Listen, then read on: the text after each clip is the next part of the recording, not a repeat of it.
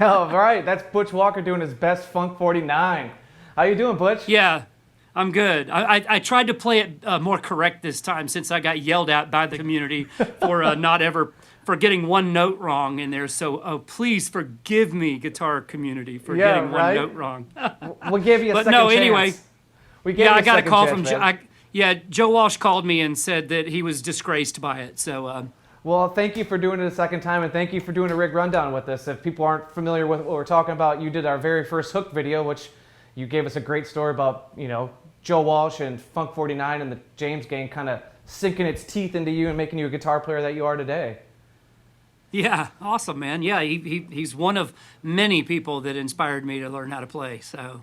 Well, that's not what we're here to do today. I'm in Nashville. You're in LA at RubyRed Studios, your personal studio space, and we're going to talk about your gear, man. I really am glad that you're joining us for a rig rundown.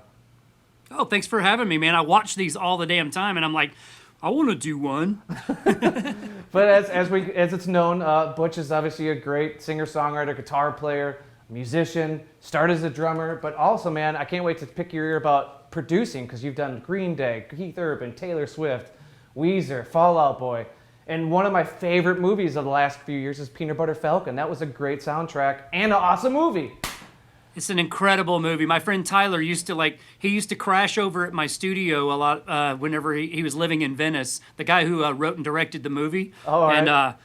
And he would actually bring Zach, the kid with Down syndrome. He would bring him by the studio, and we would do sessions there and everything. Just I loved how he normalized a kid with Downs because people like movie studios didn't want to touch that movie because of the subject matter, and I think that's really crazy because they're just normal people that can function, just like the rest of us.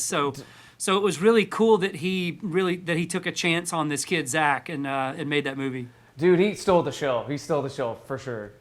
So good, so good. Well, man, let's just start right where what you got in your hands. Your nice Telecaster bound. What's the story on this? Yeah, this is a custom shop Tele Custom that with the double binding, a la Andy Summers vibe, and Joe Walsh, and I really love this guitar. It came to me by accident because Fender, who I've had a relationship for a long time, they were sending me a new guitar, and this came instead, and Really? it was the wrong guitar. But I played it and I fell in love with it, and I was like, can I just keep this one instead and cancel the other one?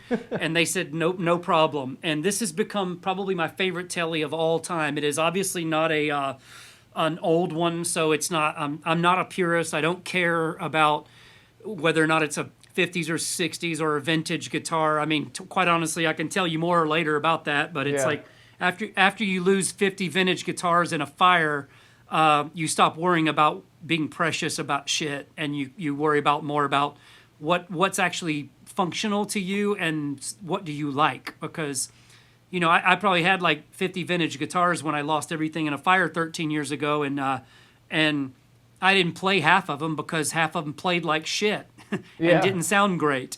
And so I was like, well, I think I'm just going to really care about what I like now and what's functional, because I make enough music and enough records and play on tour a lot that life's too short just to have something live in a case or behind a glass case or on the wall just because it's a trophy. I don't care about that. Yeah. So this one I really love.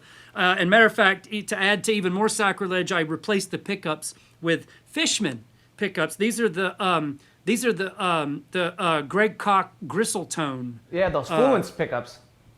Oh my God, they're incredible. I mean, I never thought I'd want to, ever since my EMG metal days back in the day, I would ever want a battery that, a battery powered pickup system or whatever, a rechargeable DC one, in this case, where there's a tiny USB down here, that you plug into, but you don't have to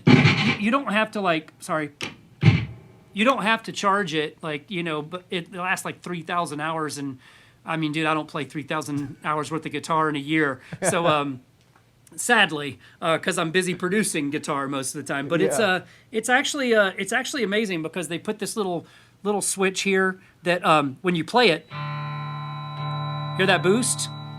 So it's like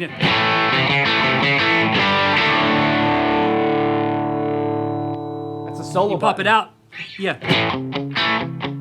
Yeah, and it's to emulate like the black, versus whatever the traditional wiring was for tele pickups with the extra mid boost and all that. And man, it's just super functional. I really like it, and it plays great, and I can dig into it, and just real spanky.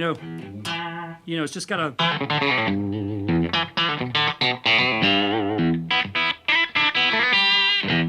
So it's really fun, and this is my go-to telly, and I've got plenty more tellies, but this is the one.